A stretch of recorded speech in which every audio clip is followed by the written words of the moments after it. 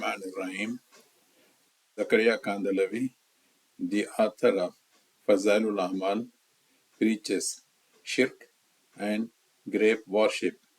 Here is a story. Died, he has in his possession 2 or 3 hairs of Rasul Akram Sallallahu Alaihi Wasallam. Okay, after his death, he has 2 sons. One agreed to take all the property, and the other just took out the hair of the Prophet Rasul Akram Sallallahu Alaihi Wasallam.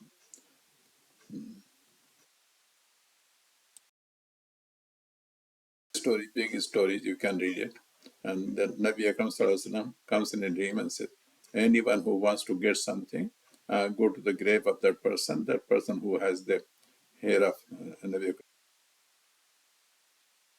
Supplicate to Allah through his wasilah or something. A grave worshipper, Sufi.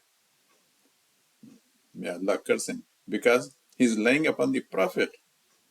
He should have told the story, but he's saying, no, that Nabi Akram Sallallahu Alaihi Wasallam said so. Lanatullahi al-Kazibin.